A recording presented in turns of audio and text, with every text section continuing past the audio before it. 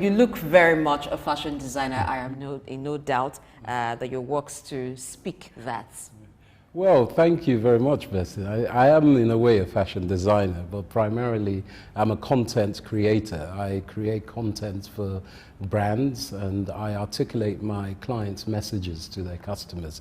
Maybe by my accent you can see I am Nigerian, but I have an office in London and in Lagos. And I'm here this weekend, quite excitingly, to promote the GTCO Fashion Weekend, which is all about promoting enterprise and bringing designers as well as textile makers, jewelry makers, anyone that works within fashion to the fore and helping them to create some kind of ecosystem that brings everyone, uplifts everyone through job creation. Okay. So fashion is very exciting. All right, let's begin from where you left off, job creation.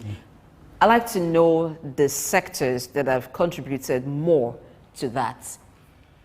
I would say within my remit, from boardroom to courtroom to runways, everywhere in between, you kind of have, everyone loves a sense of style. Nigerians are very stylish, a sense of fashion. So I think all the sectors are interlinked. And within the banking sector, what GTCO is doing is pushing... I'm talking about the fashion industry, the sectors within Nigerian fashion industry that seem to be contributing more to job creation, the thriving sectors of the Nigerian fashion industry. From your experience as a fashion designer and also a content creator for the fashion industry? I would say specifically the sectors within fashion are cloth making, of course, adires, you have as well as agbadas, all kinds of styles of gillies as well. Shoes are very important, and you'll find beauty has a large part of job creation in the fashion industry. But also journalism, you know, because obviously people have to cover these designers, they have to cover the masterclass takers. So I would say the creation comes from mostly the textile side and the making of clothes. That's where it is. But we're trying to build that from a cottage industry to expand it so it becomes an industrial movement within that. While doing your introduction, you know, something remarkable that you talked about is the issue of content creation, which can also be applicable to the fashion industry. So how do you apply this to creating content for the fashion industry and also bringing what we'll call a form of business out of that can also contribute to the GDP in Nigeria? Talk to us what you've been doing in that area and what can be done to also bring in light with fashion industry for it to create to the economic growth of the nation. Thank you. That's a great question, Femi. I think it's very important to segment the fashion industry, as I know it, into three categories. Obviously, you have the runway side, where the designers show their pieces. So the clothing themselves, how you make them, is part of the fashion industry. So you need people and artisans to do that. And within that, you have models. And the models, male and female, you employ them for certain shows or for certain, what we call distribution or presentations as well. And that in itself is the runway. Then we go into the vendor side. So when you have vendors who are selling their wares, whether it's millineries, which are hat makers, or shoe makers, or let's say belt makers, you have accessories. Accessories is one of the biggest markets in fashion. And this is globally we're talking about. I can't remember the stats, but I know it makes up a large proportion of fashion. So you have vendors come in to create for themselves business. You know, even if you come to the store, for instance, you buy their clothes, the business that it brings out of that with POSs in itself. So the whole value chain goes down from the people who make the clothes to the people who are the marketers of the clothes or the fashion accessories, as we said. And then you have another part, which is more the masterclass. So people talking about hair and beauty,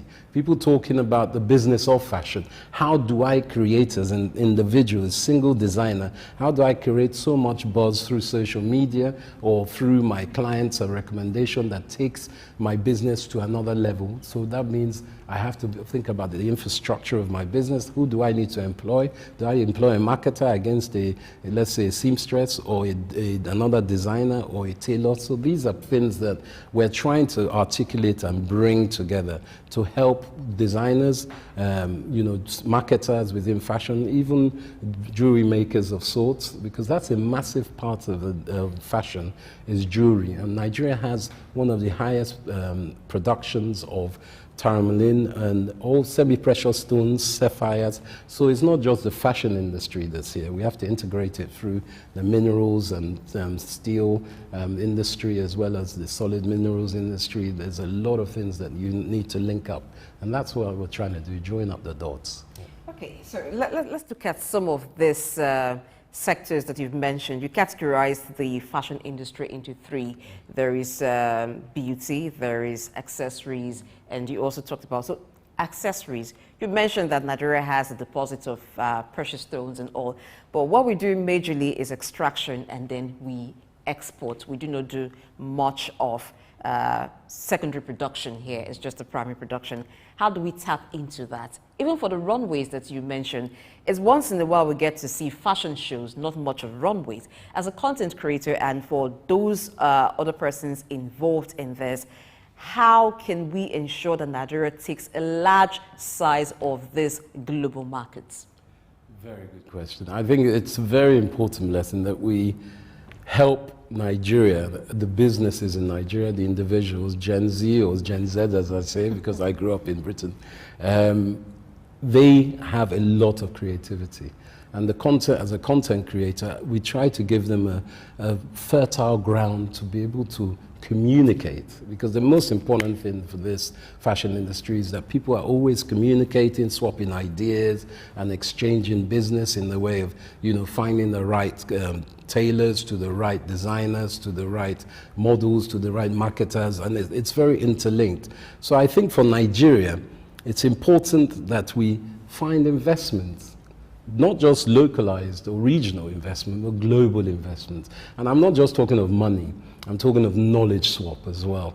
For instance, as you said, with the semi-precious stones, or we have so many raw materials, but as you said, the next stage of production or processing, we miss out on, because we sell the raw materials for quite cheaply, and then we even buy it back. Even these corals I'm wearing and such things, you realize that we need investment in some of these value chain lines. And if we can get those international investors to work with us, and this is something we're talking about with the Nigerian Investment Promotion Commission, the agency that promotes Nigeria. Find the right investors that don't just want to chop our money or chop our business. They want to invest in Nigerians and help Nigerians to grow, so we too can not just learn to fish, but know where the rivers are for fishing.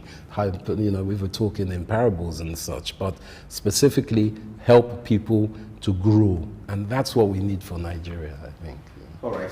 Still talking about content creation, because I find that to be very interesting, and I want to believe someone is taking interest in that. Now, for someone who wants to give that a try or invest in that, what should be the approach, either as a small player or medium player or a large player? I think it's very important in content creating research. As we all know, growing up in school, our mom and dad say, you have to do your work, you have to study hard, and that's part of the research. And when you finish school, you don't stop researching.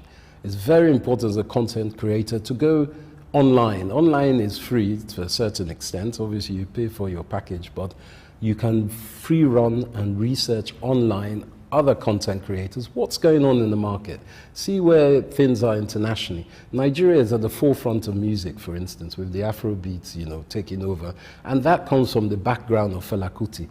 But people don't know in the world who Fela Kuti is. So if you start doing your knowledge research on fashion, for instance, where did those materials come from? Where did those patterns come from? See where they originate from. A lot of them do originate from Africa. As Pablo Picasso, the great artist, once said, good artists borrow, but great artists steal. And they've taken a lot from Africa. So you have to see where the content comes from, so you know how to emerge it in a new style. And I think research is very important. Read magazines, read fashion blogs, just see what's going on out there so you can find out where your edge and niche are. Small, small. Okay, talking about emerging, what are the emerging trends in the fashion industry? Where's the market tilting to right now? I think, from what I've seen, and I am no masterclass taker of this, but from what I see, colors. There's an effervescence of colors coming in. The world is in a surreal time. There's a lot of harshness going on internationally as well as nationally. We know austerity measures and inflation are both at the same time happening, which is a strange thing. But people are seeming to come out with vibrant colors.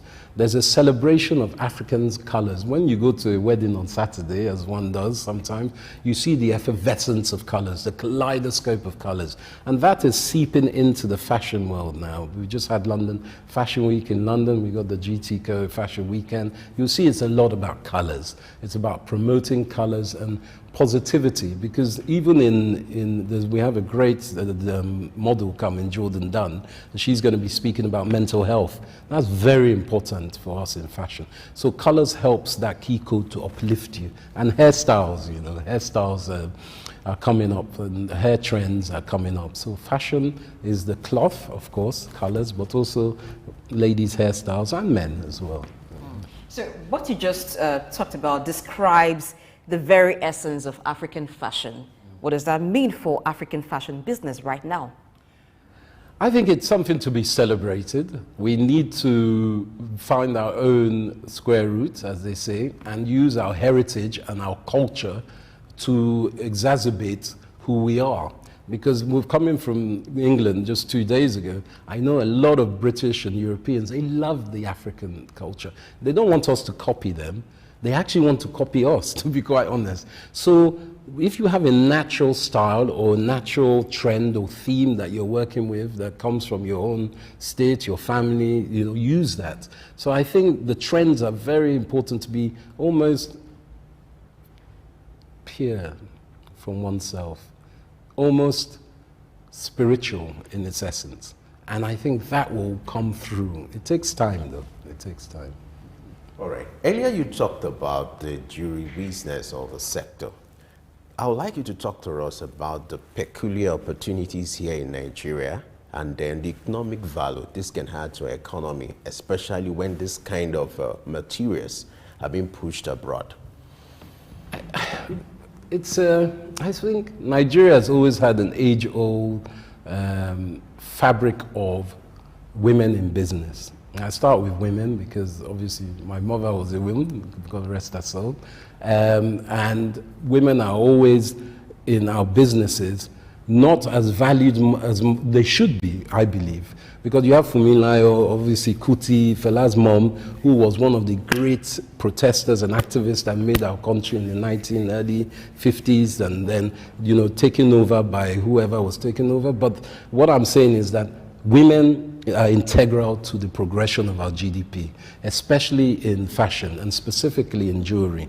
You find that there are a lot of businesses that are run by women. The raw materials are brought in, and the artisans that put the pieces together in jewelry, women. So I think that we need to have more education, more training, more courses or workshops to help people understand that we don't just have to give raw materials. We can actually design here styles and use that finished product to sell on. And it's connecting with your NIPC agent. It's connecting with the bank itself, GTCO, to understand where can I find the next level of investment, or it's not just money, but knowledge swap as well. You've been talking a lot about the fashion week that you've attended in London and even in Nigeria, because you're a content creator. But what is the business side of content creation or fashion content creating? We used to see these things in magazines, and then recently when e-commerce started, you find that some fashion designers are by themselves selling their works and showcasing their works by themselves online. So how does a content creator make business out of it? I think in this day and age, we're very lucky. We have internet. It's a very powerful force for good and for bad. But content creators are able to use that platform, whether it's Instagram or X or any form of social media platform like TikTok, that to show their wares. So for people who see these wares, they have an attraction that say, I like that cloth, or I like that jewelry, I like that gele, or whatever it is, I want to buy it. So as a content creator, I have to make the environment attractive enough for my clients, who may be the designer or the bank, to entice people. You don't need millions and millions of people liking your actual page. You just need people buying your goods. So it's how you package it and what you're selling is very important. And the packaging is how you have your processes set. Is it easy to maneuver? Is it easy to contact you? Is it easy to pay for something? Your delivery is very important as well. Who delivers for you? So I think it's all these parts play a part in making the whole of the business side. Your pricing is also important. All right. Let me give you the opportunity to talk about the GT Core. You keep talking about maybe we could collaborate or do businesses together. All right. So what advantage is inherent in this kind of platform? What opportunity will it bring on board to help the industry and the contribution to the GDP? It's a very good question. Again, I like this because for us, it's about promoting enterprise. And the key is to link up the dots in the fashion industry to banking to manufacturing. I've talked about solid minerals and our resources and diversification of our resources to make fashion grow. So within the GT Co Fashion Weekend, which is this weekend, 11th to 12th at Water Corporation Road, Oniru, we have three parts. The main part for us is the stalls. We have 120 stalls of fashion labels that are being set up. So everyone is welcome. It's free to enter. There's no problem. You just, when you come, you can get online as well, Wi-Fi, to come to the venue. The venue is so big. It's the biggest arena of its kind in Africa. It's Africa's finest being shown and actually promoted them individually. Okay, what we're actually asking is this. For shows like that, even the London Fashion Week that you attended, what's the impact on the fashion industry? How does it bring business to the fashion designers and to those who are in that sector? 40,000 people in 2 days is business. That's what I call business. I didn't need 40,000 likes on my page. What we do is people come to the arena and they buy. So when you have footfall of 40,000 people in 2 days, even sometimes 60,000, we're not sure tomorrow and Sunday, we'll know after that, they come and buy. And for us, it's very important they buy from all these designers and all the people working in fashion. And that's the main thing. And they come and learn in masterclass, knowledge swap, and they come and see the fashions on the runway. So it's buying. Buying and selling is key. All right, so from what you've also talked about, you've shown a collaboration from the finance sector, manufacturers and all of that come into the fashion industry. But before this time, the fashion industry had not gained much attention from the financial sector. There's not been much collaboration. So what has been that thing missing that is beginning to be revealed now to the financial sector about the fashion industry? By this, I'm asking, what are the opportunities there that have not yet been explored? I think everyone we have over 200 million people in Nigeria. And I would say a large amount of them are the youths, as we know, statistically, under 30. And they're very interested in two things. Obviously, many things, but specifically clothes and food. So the banking industry realized that the clothes is very important, or how you dress, your fashion. And what they're trying to do is help people within fashion with small loans, facilitation of bank accounts. SMEs make up the biggest part of any country's gross domestic product. So give them the fertile ground to be able to expand their business and even to market their business. And that's what it's about. It's a marketplace. All right. As we wrap up, I would like to know what kind of intervention or a kind of policy are you expecting from the federal government to be able to maximize the potential inherent in fashion industry in Nigeria? I would say very important is communication, identifying the fashion industry as is being seen with the music industry as a huge potential export of Nigeria and import, because we have a lot of people who are coming flying in for this event. But I think the government policy should be to allow opportunities with policies, maybe grants as well for fashion designers to expand the value chain. That's the most important. All right, finally, I would ask you, there are different kinds of journalism. You have sports journalism, you have fashion journalism, which you also talked about. It's visibly seen at the runways. But in this part of the world, it's not very much appreciated. We do not have much of that ongoing. In other climes, lots of designers would strive to gain the attention of fashion journalists, just to be written, just to have their piece written and even being critiqued by them. What does this do, or what will it do for Nigerian designers when we have, if we have that a lot?